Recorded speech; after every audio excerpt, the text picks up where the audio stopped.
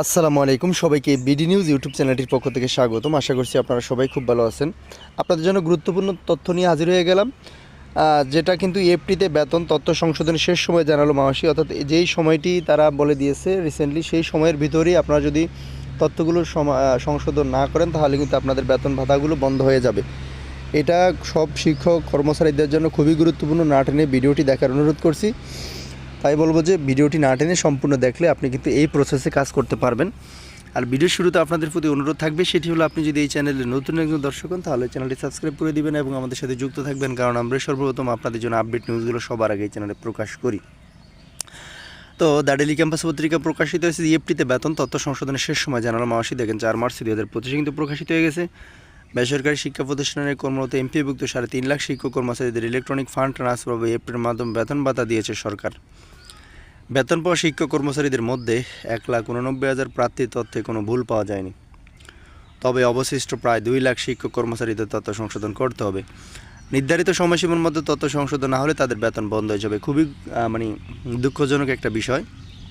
সেটা হচ্ছে এই 2 লাখ শিক্ষক কর্মচারী যদি যেই সময়টা এখন দেখবেন ভিডিও শেষাংশে, এই সময়ের ভিতরে এই তারিখের ভিতরে যদি তারা সংশোধনী না দেয় তাহলে কিন্তু তাদের বেতনগুলো সাময়িক সময়ের জন্য বন্ধ হয়ে যাবে। মাধ্যমিক ও উচ্চশিক্ষা অধিদপ্তর মাওসি জানিয়েছে, নামের বানান, জন্ম তারিখ এই দুটি বিষয় সংশোধনের ক্ষেত্রে গুরুত্ব দিচ্ছেন তারা। এর বাইরে মোবাইল নম্বর, জাতীয় পরিচয়পত্রের সঙ্গে ব্যাংক অ্যাকাউন্ট কিংবা এমপিও সিস্টেমে থাকা তথ্য একই থাকতে হবে। এছাড়া ডট কমা হাইফেনের বিষয়গুলো প্রতিষ্ঠান প্রধানদের সঙ্গে আলোচনা করে ঠিক করতে হবে। এগুলো সংশোধনের জন্য 1 মাসের মতো সময় দেওয়া হয়েছে।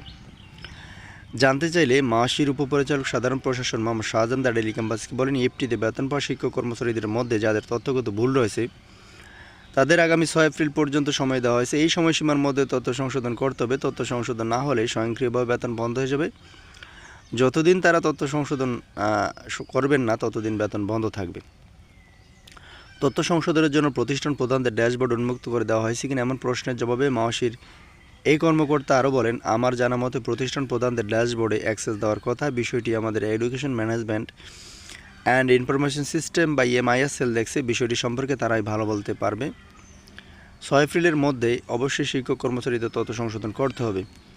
এদিকে চলতি সপ্তাহে শিক্ষক কর্মচারীদের জানুয়ারি মাসের বেতন হবে বলে জানিয়েছেন মাওসির মহাপরিচালক প্রফেসর ডক্টর মোহাম্মদ আজাদ খান। তিনি বলেন, বেসরকারি শিক্ষা প্রতিষ্ঠানের কর্মরত এমপিভুক্ত শিক্ষক কর্মচারীদের জানুয়ারি মাসের বেতন নিয়ে সংশ্লিষ্টরা কাজ করছে।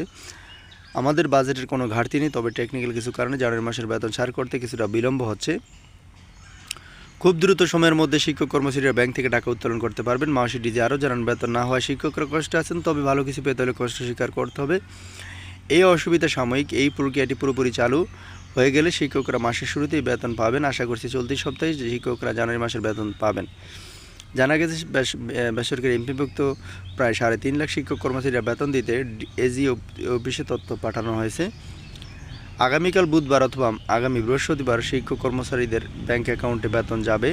এরপর তারা জানুয়ারি মাসের বেতন তুলতে পারবেন। এই বিষয়ে মাওসির সাধারণ প্রশাসন শাখার উপপরিচালক মোহাম্মদ শাহজাহান দ্য ডেইলি ক্যাম্পাসকে বলেন, শিক্ষক কর্মচারীদের জানুয়ারি মাসের বেতন ছাড়ের সব প্রক্রিয়া সম্পন্ন হয়েছে। গতকাল বুধবার বেতন সংক্রান্ত তথ্য এজি অফিসে পাঠানো হয়েছে। চলতি সপ্তাহে শিক্ষক কর্মচারীরা জানুয়ারি মাসের বেতন পাবেন।